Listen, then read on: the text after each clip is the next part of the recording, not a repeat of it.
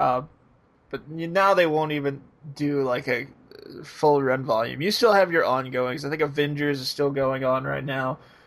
Spider-Man is still ongoing. Well, no, they just fucking rebooted it. It was at like 700, and then they canceled it to make it Superior Spider-Man.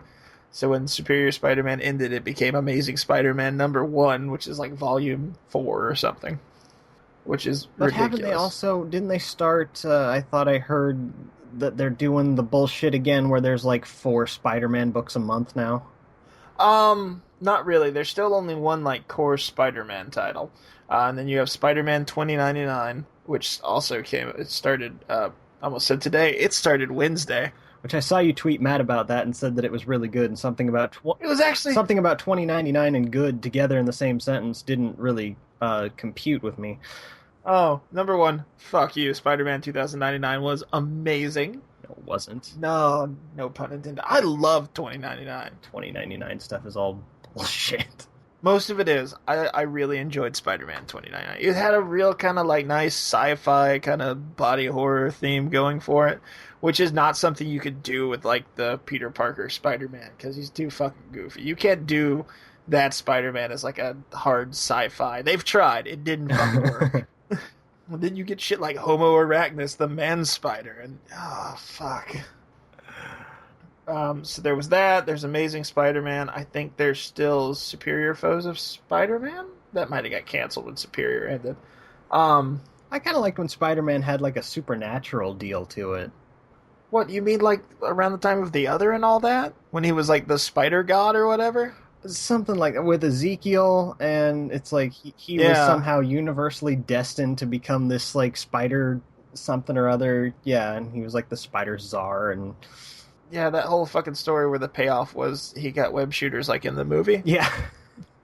It's like, you guys went a long fucking way to do this. And then went, never mind, and undid it. Yeah, it was like years of build up to have him get bio web shooters and the weird stingers. Yeah, the little fucking talons in his Yeah. wrist that he never used.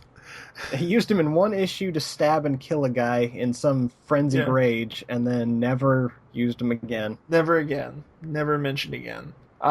I kind of like that stuff. The issue with Spider-Man is at the time it happens, everybody kind of reads it. Oh, they fucking ruined Spider-Man. But usually in hindsight, those stories are better than people give them credit Mhm. for.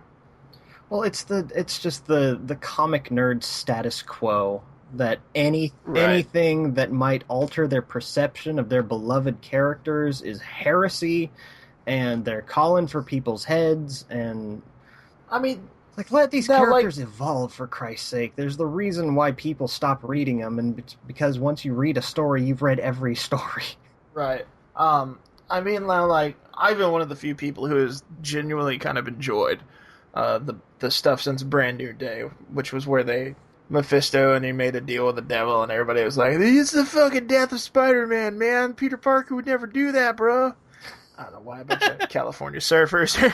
Like, the people Um, that you have reading Spider-Man are not the people that are reading Spider-Man. Are they doing a Spider-Man, dude? Come on, bro. Man, you should make a surfboard out of webbing and just hang 10. Fuck the devil, dude. Mary Jane could get it. Fuck. I thought that stuff was really good. It was not necessarily like on par with the Spider-Man I grew up with, but this isn't supposed to be the Spider-Man I grew up with anymore. He's supposed to have evolved a little bit. I will say when Dan Slott writes him, he does occasionally get a little too close to being just a colossal goddamn douchebag. But for the most part, I've enjoyed it.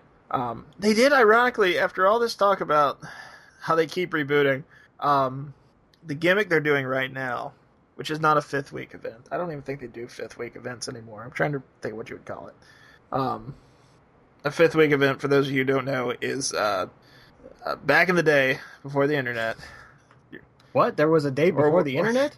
Or when the internet was less prominent than it is now, and you had to type in like AOL keywords to find shit because nobody knew the fucking.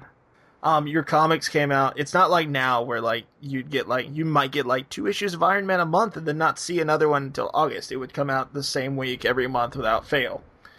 and they would have everything divvied up over 4 weeks, but every couple months you have 5 weeks in a month. So companies would sometimes do a big 5th week event, and the week where they had no comics scheduled to come out, they would do like special issues. Or like DC once did the Tangent Comics line, which is a whole like alternate reality kind of pop art line using just the names and concepts of characters completely different.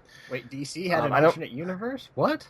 What? I don't know. And sometimes it would be things like I think DC did like one of their big crossovers is just a 5th week event. Like they just put the whole fucking thing out 1 week and said, "Here you go, guys, have fun." Like 5 issues in 1 week because there's nothing else scheduled that week. So they just drop all this on you. You buy this instead of what you would, and then next week they just resume the schedule as normal. You don't really get that anymore because now they can just be like, Iron Man's coming out this week, not next week. Buy it this week. Don't buy it next week. It's not as big a deal anymore.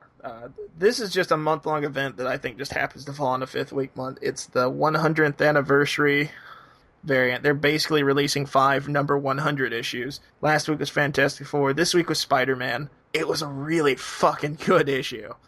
It's a fucking shame that they're not going to put out anything following up or touching on that issue because it was really good. It's all like, they're all treated like the end of a big storyline that's wrapping up in issue 100 like so many years in the future.